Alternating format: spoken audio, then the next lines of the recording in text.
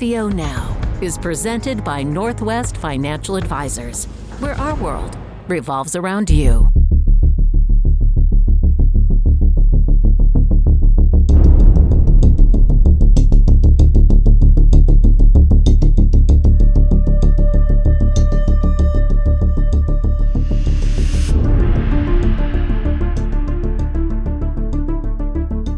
Hello, everyone.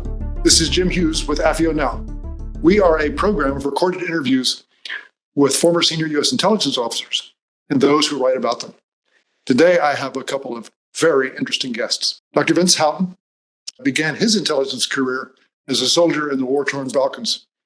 After getting out of the Army in 2001, he went back and got a PhD in U.S. history with a focus on U.S. intelligence. He served on the faculty of the University of Maryland and then worked for 6.5 years as the curator and historian of the International Spy Museum, helping to move the Spy Museum into their fabulous new facility at L'Enfant Plaza. He is now the curator of the National Cryptologic Museum. Eric Driggs works for U.S. Southern Command out of the Pentagon in congressional liaison. He also worked for 10 years as a governmental and affairs officer for the U.S. Coast Guard's 7th District, which is the southeastern United States. He's also worked as a Cuba analyst for the University of Miami's Institute for Cuban and Cuban American Studies. And they have a brand new book out called Covert City. Vince, Eric, welcome to AFIO Now. Thank you so much. Good to be back. Thank you for having us. Okay. Well, guys, this is a fascinating book. Why did you write it? So Eric and I have been talking about writing this book for more than a decade now. We just go every so often, we chat and be like, God, this would be a great subject to write a book about. And we were never in the same place at the same time. And we're always working different angles and different things. You know, he was working his way up as a reservist in the Coast Guard and moving to the Pentagon. And I was doing what I was doing at the Spy Museum and other things. And then we just so happened right before the pandemic in 2019, we both found ourselves in the DC area. And literally sitting in a bar, we're like, that idea we had about writing that book, let's do it, right? We're finally in a position where we can do it. Neither of us is moving anywhere anytime soon. We finally have everything in line, in place to pull this off. And so we talked about it and actually this time went through with it versus just saying this is something we should do in the future. And what's really interesting about why we decided to do this together, and Eric can certainly talk about his background in this case, but from my perspective, we both could have written this book by ourselves. We both certainly have the credentials and the knowledge to write this book individually. Well, we decided to come together because we think this is the first one. We know that this is the first book to come at this topic from two very different angles. Eric and I grew up together. We share the same background, same schools, same friends, same sports, same church. We essentially have the exact same upbringing, but we view life during that time through very different perspectives. Me as a 14th generation American, where the first Houghton came over in the 1630s, and Eric as the son of Cuban immigrants who came over after the Castro Revolution. And so even though our experiences are identical all the way up through today, really, we both kind of now found ourselves in the national security sphere. We approach our entire life from very different perspectives. And so we bring that to bear on this book, where so much has been written about Miami in different respects, usually about how crazy the city is or the drug trade or other things like that. And some have tried to write about the city by parachuting in for a couple months and then writing a, insider view, quote unquote, like Joan Didion did. Well, fantastic author. But her Miami book is she spent a couple months there and thought she knew everything she needed to know about Miami. And then others have tackled it from the Cuban exile side of how this world has come together. We're really the first ones to take it from every angle and to add the nuance that I think is necessary to understand this city. And Eric's story is absolutely interesting. He's got a very unique immigration story for his family that I think you don't find a lot of other places. So yeah, I guess I'll pick that up from here. First of all, thank you again for having us, Vince and I mean, it's really crazy. I think if you wanted to have a natural experiment of two people who were basically living under very similar circumstances. I mean, I literally could walk 5 minutes and be at Vince's house when we were growing up. And all those circumstances were so similar, except for our family stories. My family, my grandfather on my father's side was a captain in the Cuban Navy. He ended up becoming the director of the Cuban Naval Academy during World War II and again in the 1950s. And they actually came to the United States twice. Once under Batista, there was an uprising against Batista, who, as many people know, was the dictator before Fidel Castro. And it was on a Cuban naval base. And so my grandfather was implicated. He really had nothing to do with it. But as dictatorships have a very loose relationship with the truth, that wasn't really that important. So they threw him in prison for a little bit. They gave him the option of either staying in prison or leaving. And he wisely chose to leave. And so they moved to Miami in about 1958 or so. January 1, 1959 happens.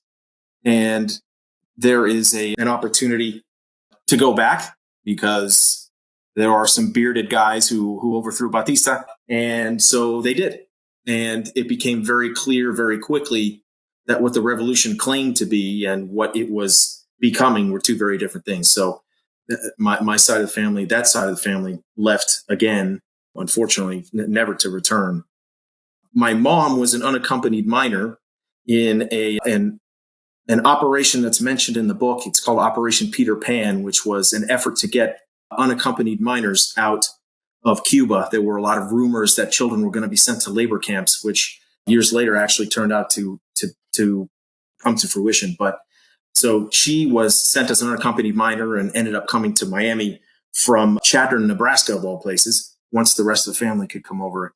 So I grew up with stories of the kindness that she received from Midwestern families, and she never forgot it, and neither did any of us. So that paints the background of how I see the city and how this story from my perspective melds into Vince's, which is Vince comes from the academic. I think he understands the hardcore intelligence side far better than I do. But I think we're a good team to tell this story. Yeah, and really what we were looking to do, and I think we have two main arguments we're making that I think we pull off both, but you can be the judge of that when you read the book. The first is that, and it's the more ambitious one, is that Miami should be considered a major Cold War city, along with the Washington, Moscow, Berlins, Beijings of the world. And of course, it's not right now. You could take the 20, 30 books assigned to graduate level U.S. international history classes on the Cold War and look in the index, and you might find Miami once or twice, mentioning it with a bunch of crazy Cubans, going into the Bay of Pigs or the Cuban Missile Crisis. Miami is not talked about in the major Cold War histories. And we think that's not fair. We think that's problematic. If you want to understand the Cold War, you have to understand a city like Miami. So that's our very ambitious goal. I think we pull it off. I think you cannot talk about major Cold War cities without including Miami. And that's an argument we make throughout the book. The second argument I think is just as important, but it was, to me, it took almost no convincing. And that is that Miami exists the way that it does today, with all the glitz and glamour and the billionaires and the celebrities and everything else, because of national security, more explicitly because of intelligence, because of what the CIA especially, but others as well, but because of what the CIA does in the 1960s, flooding resources, money, men, material into Miami. It was what allows the city to go from essentially a backwater tourist area during World War II and before to one of the most important cities in the world.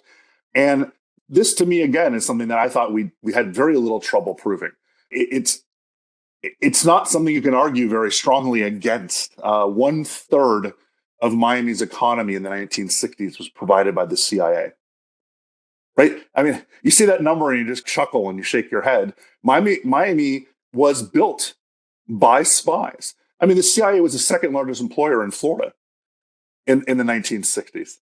And that, backed by itself, is something that, to me, defines the city. I mean, Miami in the Second World War had the population of Boise, Idaho, right? Nothing against Boise, Idaho, right? It's a wonderful city to visit, but it's not considered a major metropolitan city up there with the New Yorks and Chicagos of the world. And the growth that took place in the 1960s in Miami was exponential. Now, yes, a lot of this has to do with immigration, obviously, but a lot of it has to do with resources and funding and money and houses and guns and everything else that streamed into this city that makes it what it is today. I mean, Eric's family is part of that story. But I mean, I give you an interesting tidbit here. I mean, this is something you can read in Ted Shackley's autobiography, but we saw the numbers, and the numbers are extraordinary, where the CIA had 300 or 400 people, full-time employees in Miami at the Miami station. The Miami station was the second largest CIA station in the world. Only the headquarters at Langley had more people than Miami did, right? It's a domestic CIA station, right? It's not Moscow, it's not Berlin, it's Miami. And all those people needed houses, cars, furniture. They all went to the movies. They all had kids going to schools. They all needed to live their lives. And so hundreds of millions of dollars flooded into the city, all provided by Uncle Sam, which transformed everything. And I mean, to give you an idea, there are 3 or 4 people on staff whose job it was just to do real estate transactions, whose job it was just to buy and sell safe houses and plots of land out in the Everglades for paramilitary training. And all of this is money from heaven, essentially, right? These aren't loans. These aren't things that have to be repaid. This is just money just being dumped into the city. And that's what transforms what we think of today as Miami. And Eric really was able to focus on a lot of this, looking at the immigrants who come over, starting obviously in 1959 when Castro takes power, but over the next few years, developing this city as their own. I think that he can pick up with this idea of, once it became clear that the Castro Revolution wasn't going to be just a couple months long or a couple years long, the people who came over decided, well, this is our new home. Let's turn it into our new home. And then you get places like Little Havana. Yeah, it's interesting, the interplay between the CIA realizing that this is becoming one of the front lines of the Cold War, and just the explosion of exiles coming to that area, and the irony of them not planning on staying very long, and actually them being some of the primary architects of what Miami is now. Vince talked about how the CIA's footprint exponentially increased in Miami. And we chuckle a little bit in the book because the part of the CIA's unfortunate mission down there was trying to keep their arms around the absolute explosion of Cuban organizations that were springing up in the area. Several years after the revolution, the CIA came out with they call it the Cuban Counter-Revolutionary Handbook. And it was an attempt to basically index all of these organizations. And we're talking a span of, I'd say maybe 5 to 7 years. And in that time, in a fairly small metropolitan area, in a not so large immigrant community, there were about 415 of these organizations. So it became a Herculean effort to try and keep tabs on all these organizations. And I think one of the things that Vince and I try and do in this book too is try to explain the why. I think a lot of people look at Miami and look at the Cuban community with either puzzlement or it just seems bizarre. The city is a very, very strange and interesting and fascinating place. And I think we try to explain why that is. And if you look at Cuban history, and the book starts with Jose Marti, and he spent a lot of his life here in the United States organizing and fundraising for the independence of Cuba from Spain. And I think it's very appropriate that we're speaking today. Today is May 20th, which is Cuban Independence Day. This is the 1902 was the first time that the Cuban flag was raised in Havana as a free country. And So in the early 60s, I mean, we're still at the edge of living memory of people who may remember that flag being raised for the first time as an independent country. And so if you understand Jose Marti and the fact that this was part of their history, it really makes all the sense in the world that Cubans who find themselves decades later in the exact same situation on American shores would do the exact same thing that Jose Marti did, which is organize to try and send men, money, and material over to liberate Cuba from a government that they want to see gone. So I think that's part of what the book tries to do is try to demystify this crazy place that Miami is. I mean, it doesn't make it any less crazy when we demystify it too. I think we're Fair enough. It's still nutty. We're just trying to explain the nuttiness. And I think that what's really funny about these different groups in the CIA handbook is, I mean, if you think forward to the United States experience in Afghanistan, where one of the big problems was who are the different tribal groups that we want to link up with? Who, or in Iraq is a great example, right? When you debathify, who are the main groups that you want to link up with? There are a lot, but we're talking about a lot. You're talking about a dozen. You're talking about 20. Here, there are over 400 different Cuban organizations that spring up very quickly.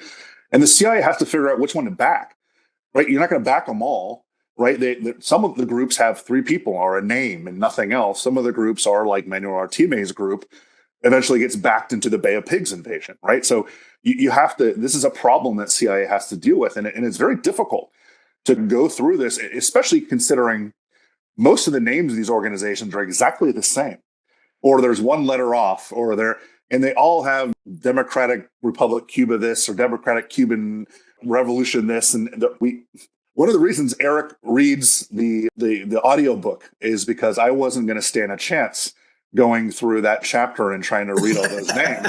And I was laughing as we were writing, and I'm like, well, you're clearly going to be the narrator of the audiobook, because I would sound like a complete moron trying to read through all these different names. And I'm representative of what the CIA was feeling at the time. The idea of like, how do you separate one of these from the other? How do we know we're going to dump a ton of money into the area, but how do we know where it goes? And in many ways, Eric does a great job in a couple of the chapters, and we Wonder Twins and a couple of the other ones, about how the Cuban exile community is able to use that influx of resources into building true political power in South Florida. And that political power is really what transforms not only the city, but transforms Miami into what we argue in the very beginning, into a absolutely essential city in the Cold War. Yeah, I think so. The Cuban story, in a lot of ways, is the quintessential American immigrant story. This is the story that has built America, and it is one that should be very familiar to all Americans. But it is also, in some ways, just an incredible outlier, and one that is almost there's almost no similarities with any other experience. And what I mean by that is, Vince was talking about how the Cuban community ends up in a position of power, which they still wield a fair amount.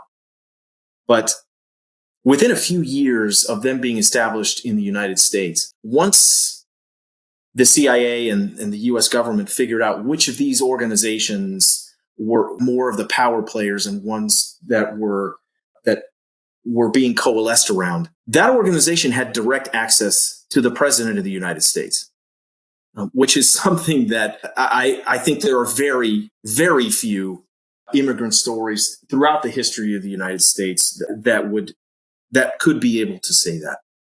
And that makes sense years later when the Cuban community decides, once they realize that Miami's going to be home for a while, years later, they decide to coalesce politically. And again, that makes all the sense in the world when you understand the story arc of their time here in the United States. That makes sense because they had already had experience in the corridors of power of the United States. So once they decided to stay, they knew it was possible, and they knew that they could organize in order to influence foreign policy and and politics at the highest levels of the U.S. government. So it's yet another chapter in how Miami is undeniably a huge factor in the Cold War and how it was written. And building on that power structure is the more powerful the Cuban exile community came politically in the United States, the more what they were thinking and what they were doing mattered.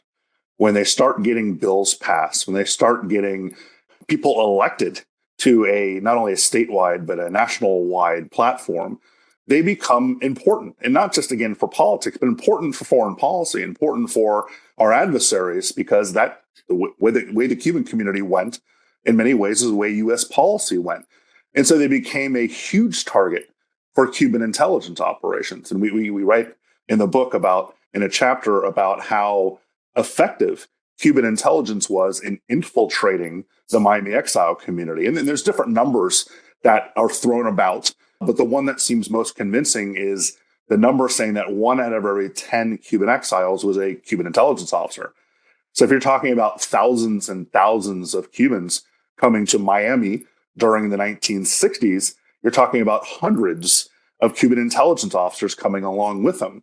And some of them were caught. The WASP network is a good example of this. Ana Montez, although she herself wasn't in Miami very often, the Cuban intelligence targeted her because of her knowledge of Cuban politics and other things like that as well. But the exile community became a target. And that meant that the Cuban intelligence agencies took a lot of care and effort into infiltrating the Cuban exile community because of the political power they had created. What's, of course, interesting and what doesn't necessarily get reported on a lot, although it's written about here and there, but I think one of the things that we do is bring this all in one place. We talk about Cuban intelligence and counterintelligence, is the fact that they were a lot better at this than we were, like significantly better at doing intelligence work than the United States was against them. And it's not necessarily because they by themselves were better than CIA. They're not, right? CIA is a dramatically better intelligence agency holistically. They also had 100 times the resources that Cuban intelligence did. And so you could say pound for pound, Cuban intelligence is one of, if not the best in the world. Now we can have this argument all you want. We can talk about the Israelis or talk about others. But Cuban intelligence ate our lunch during the vast majority of the Cold War.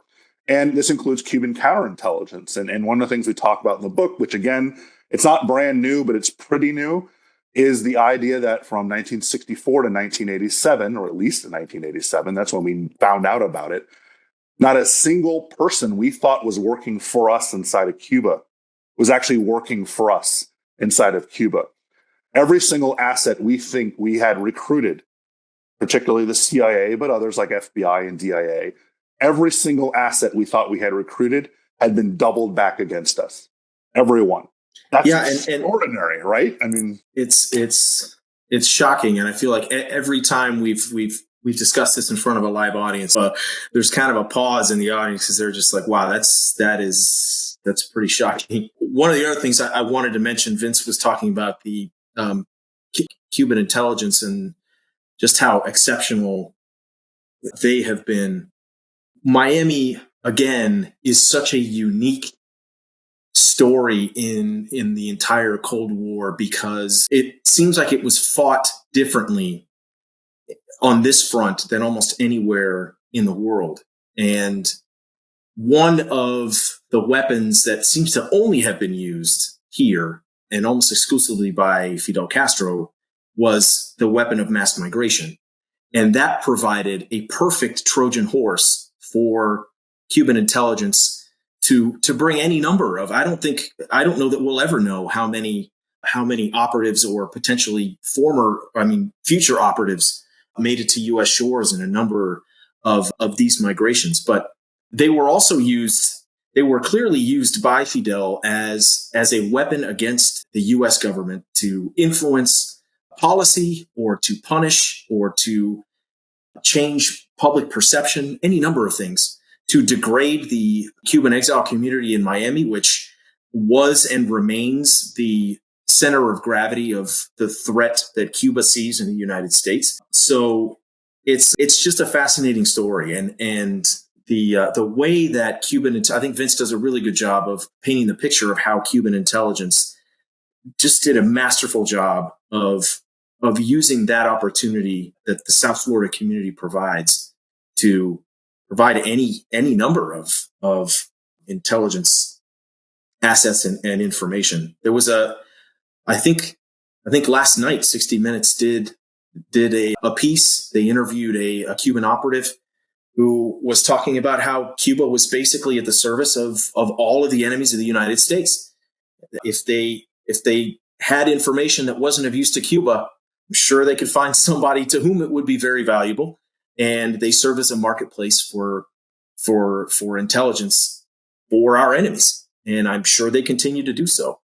So I think Vince can talk about this, but we could have written this book for another 2.5 years, because it seems like it just keeps writing itself. Vince, I know you have a couple of, I could think of a couple, but talk a little bit about about our trip.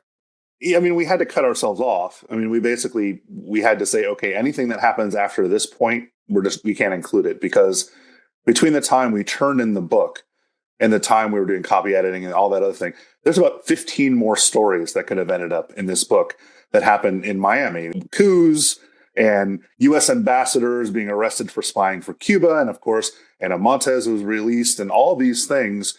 And every time our publisher, our editor would email us, did you see this? I'm like, yeah, we got it. We're done, man. We have to say we're done.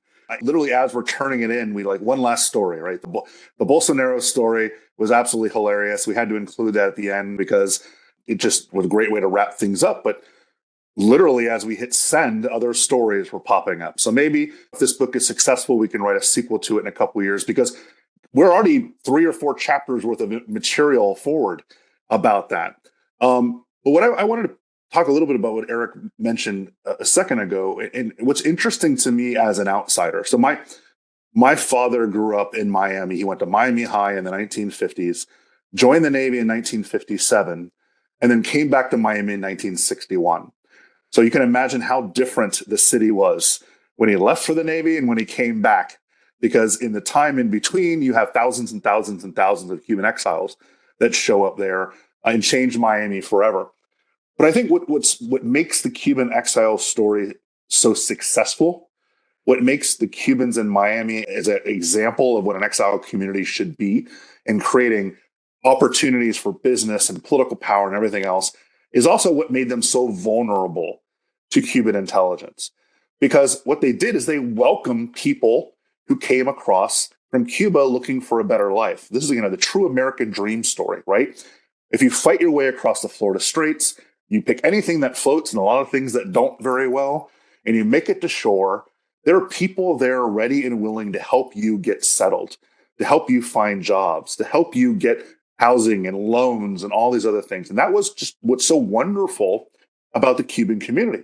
But from a Cuban intelligence perspective, that is just easy pickings, right? Because you just have people saying, come on in, right? You have a story. Of course, you just crossed in an inner tube. You don't have your papers with you. You don't have a lot of information about your background. You're not carrying around a lot of things that can pull you. It's basically, think of CIA operations officers don't have to come up with a real backstory, right? They wash up on shore and they're accepted by the community. And they're in like Flynn and ready to rock. And that's what a lot of these Cuban intelligence officers were able to do. The story of the WASP network is a great one, because the Cuban community in Miami just welcomed them with open arms. Oh, you're a major in the Cuban Air Force and you want to defect the United States? Come on in, start flying with Brothers of the Rescue because you're a pilot. Well, of course, he's a plant, right? And he's somebody who's passing along information to Cuban intelligence. And so I think that dichotomy is really, really interesting. I don't know if this is the first time I brought this up, Eric, so this might be something we should talk about. If we talk to the Cuban community now, and there's no monolithic Cuban community, let's say we talk to some of the older leadership and say, would you trade the wonderfully welcoming attitude of the Cuban exile community for preventing Cuban intelligence from doing what they did during the Cold War, right? Because it's one or the other, right? Mm-hmm. You can either have a community that is very very suspicious of anyone who comes over worrying that they're working for Fidel Castro. Or you can have a community that accepts people and does what it did and creates a system. But you're doing that. You're opening yourself up. You are just saying, come on in, Cuban intelligence. That's what happens, right? So that's that trade-off. I would imagine they'd say, we'll take the intelligence officers because that's not who we are as a community, as a welcoming community. But I don't know. That's an interesting question to me. Yeah, it is an interesting question. I think it strikes at the heart of a lot of this too, because I think one of the compelling pieces of that story is, and I think a part of the element of, you talked about some of the pieces of the recipe that created Cuban success in Miami. There's always an element of luck and an element of timing. And the Cuban community was in the right place at the right time, meaning the story of Cubans fleeing communism to American shores was one of the more compelling storylines in the Cold War, just like people scaling the Berlin Wall and these stories of people risking their lives because communism was so onerous and freedom is a human right and something that people long for was just too good. And both from the American side, I mean, I think the US government recognized, like, hey, this story is too good to fail. We cannot have a community like this on our shores not thrive, because it becomes a story for the other side. So I think that is an interesting piece of this as well, which on the flip side, I think this goes to what you're saying, Vince. The exile experience in Miami and their success and I think the impact that they've had made it a huge target for the Cuban government, not only from an intelligence standpoint, but I think from a psychological standpoint, and from, I don't know if propaganda is the right word, but it very well could be. I mean, they had a vested interest in seeing the Miami community fail for a number of reasons. And so that's an interesting question. I wonder what they would say. But Eric, you said this isn't an intelligence. It's absolutely an intelligence question, right? It's information operations. It's propaganda. Sure. It's psychological operations. And you talked about the weapons of mass migration, and we hinted at that. And you're right that the Miami community needed to succeed, right? This is the Cold War. This is the battle of ideas. This is the battle of ideology. And if you have this thriving community of people seeking freedom versus communism, that's a nice little poke in the eye of this monolithic communist bloc. I mean, you don't even have to go with the monolithic communist bloc, because Cuba is directly supported by the Soviets, right? So they're a client state of the Soviet Union. If people are fleeing from there to China and the United States, that is a great propagandistic thing to have. Now, we talked about Castro being very good at this, and I want to emphasize that. I want you to pick up when I finish this, because you do such a good job talking about this. But Castro was a lot of things, and I'm not going to get any nasty letters by praising him for anything other than to say he was a master at information operations, and perhaps, better than just about anybody else at using, especially the Miami exile community, as a way to poke the stick in the face of the U.S. government. And Mariel is a great example of this. And this is something certainly that I experienced growing up in Miami, and something that a lot of white and black Miami, so non-Cuban, non-Latin Miami, still believes to this day. And that's the Mariel boatlift of 1980 was seen as a way of Castro just giving us all his riffraff, opening up the prisons, opening up the insane asylums, and sticking them on boats and sending them to Miami. And we know now that's totally false. We know now that a very, very small population of those that came over were from prisons or from insane asylums, and we can actually even qualify those things. But that still has that hanging over it even today. There's a popular series about 6 months ago on Netflix called Griselda, which is about Griselda Blanco, who was one of the drug kingpins in Miami in the 1980s. And when Mariel happens in the show, the Marielitos, as they were called, were all portrayed in 2023 as being gun runners and drug smugglers and thugs.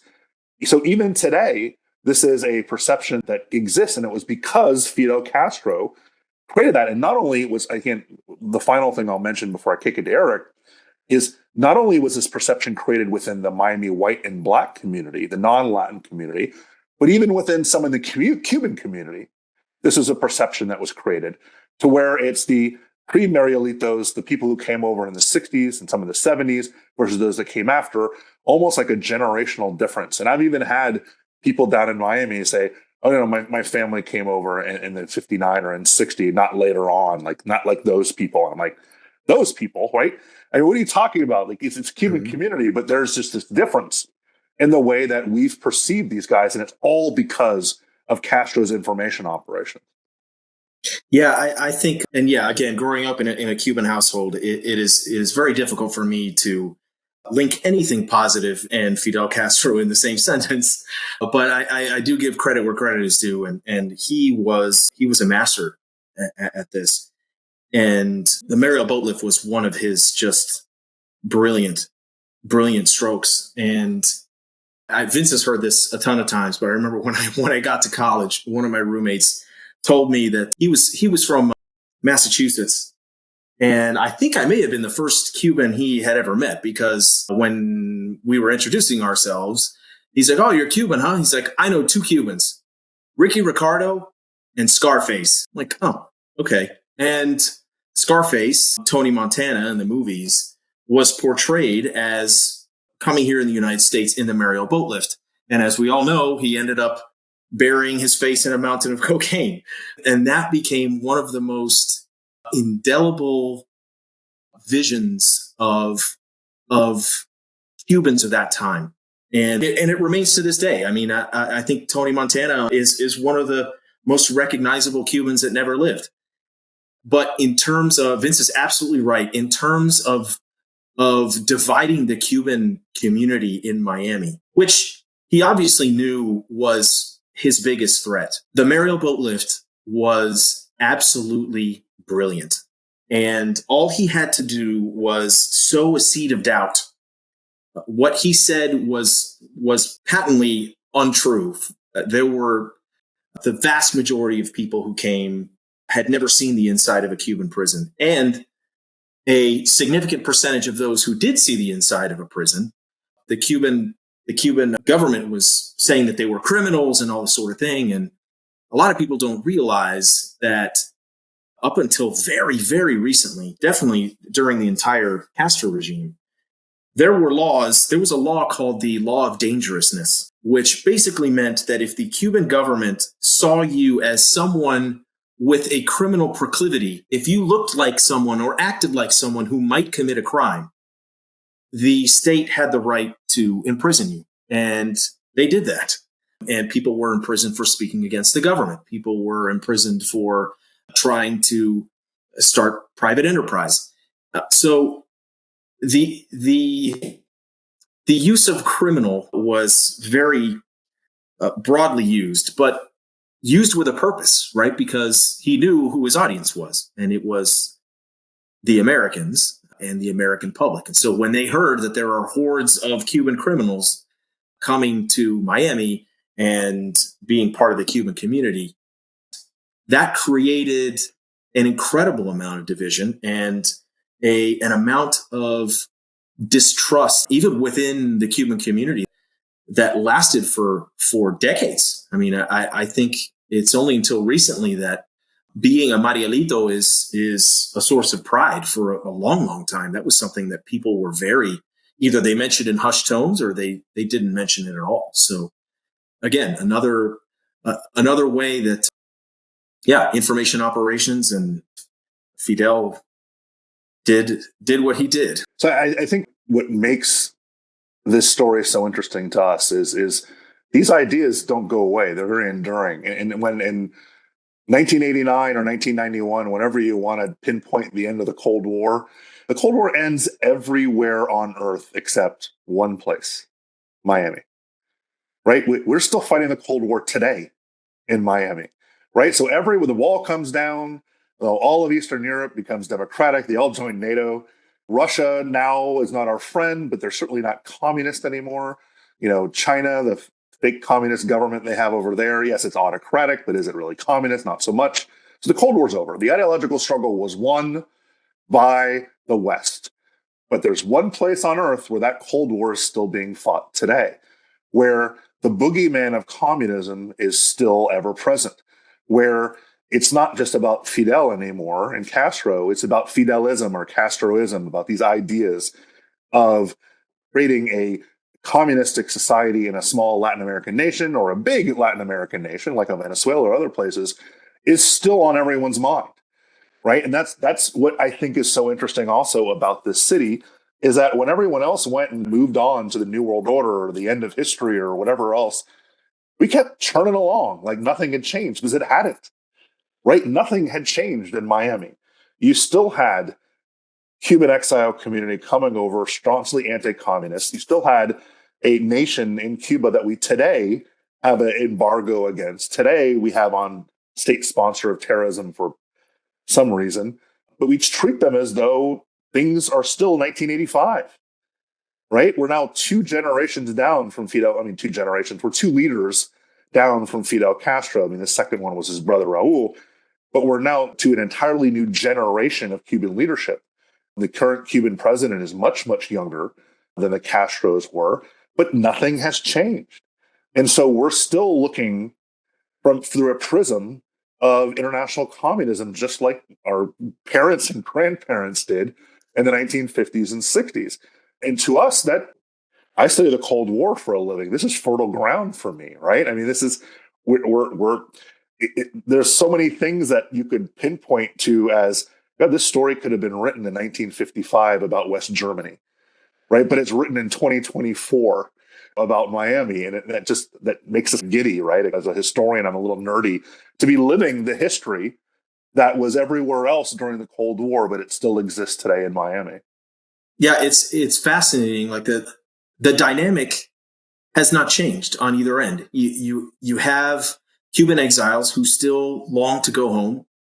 My parents, I know my mom still has the deed to a farm outside of Havana, and I know there are thousands of families who have something similar or still have family over there and still are hoping for change.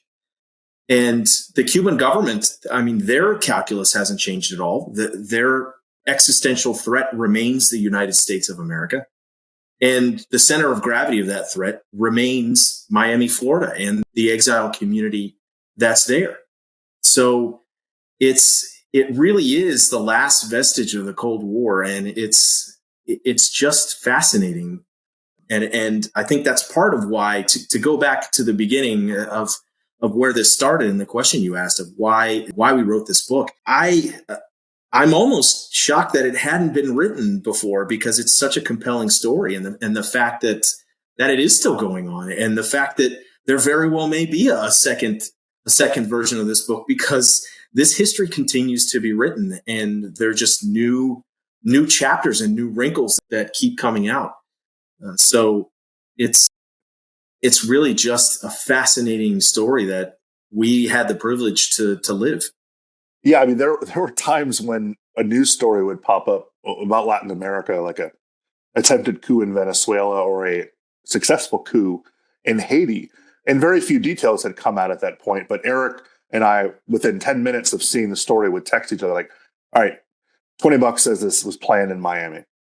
And then a couple hours later, there would be like this planned on Brickell Avenue, downtown Miami. Like, we win. Like, it was just, it just happened that way. And the final chapter in the book is a modern day appraisal of where we are. And Time magazine, or it was Newsweek, wrote about Miami going back to the late World War II period, early Cold War period, and says it was a modern day Casablanca, right? Where it was just this den of spies and so much intrigue. Well, we think that's a little too romantic for this city we know and love and we grew up in. So we compare it to the Mos Eisley Cantina from Star Wars, where if you need to buy yourself a hired gun to take out a president somewhere, I'm sure you're going to find one in Miami, right? If you need to launder some money for some shady terrorist organization, There are lawyers in Miami that can handle that for you. If you're on the run from your country because you've just embezzled their entire national funds, find a nice spot in Miami. We'll take care of you. And so that just continues to this day where, yes, the attempted coup in Venezuela was planned on Brickell Avenue in Miami. The actual coup in Haiti was planned in Miami. I mean, that is where you find the resources necessary to do these kind of things. And one thing that we didn't ever expect, I don't think, was that we grew up at a time when Miami was called a melting pot, but it really wasn't. Right? It was very nice to call Miami a melting pot. You had a white population, you had a black population, and you had a Cuban population. Eventually, you get a little bit of a Haitian population, little Haiti picks up in certain areas of Miami. But basically, those were the population centers. Today, it is truly a melting pot, where Cubans only make up about 49% of the Hispanics in Miami. They're still by far the biggest bloc, but all the other Latin American countries now have sent hundreds, if not thousands, of immigrants to Miami as well. And now the Europeans have shown up. There's an area in Sunny Isles, Florida, off Miami Beach that's called Little Moscow, because so many oligarchs' kids have set up shop in particular politicians' properties on Sunny Isles, where they're actually having true anchor babies. They're coming to the United States with pregnant wives and having oligarch babies in Miami so that they're U.S. citizens and then going back to Russia. This is potentially problematic, and certainly American intelligence is paying attention to that. It's not the caravans of people from Guatemala that are going to be counterintelligence problems in 20 years. It's the anchor babies who are born in Miami and going back to live in Russia, who in 20 years will have a U.S. passport. That's what's still going on today. And so this is, it is a history. I'm a historian. Eric is dabbling in historian world at this while writing this, but it's also a modern day story. It's something happening right now that, like we said, we had to figure out a way to cut it off, or it would have gone on forever. Yeah, I mean, maybe in 20 years we'll be writing about Russian anchor babies coming back, and Miami is the gift that keeps on giving. So it was a pleasure to write, and I think there's a lot. There's a lot that keeps coming out. So stay tuned. Well, the name of the book is Covert City, The Cold War and the Making of Miami. It is a fascinating story, very well told. I thoroughly enjoyed it and actually learned a lot. And I want to thank both Vince Houghton and Eric Driggs for a great story and for joining us today on AFIO Now. Thanks, Jim. Thank you. AFIO is a small, nonprofit, apolitical, educational organization whose main mission is to help prepare the next generation of intelligence officers to confront the challenges our nation faces in the years ahead. To learn more or support our outreach programs, visit www.afio.com.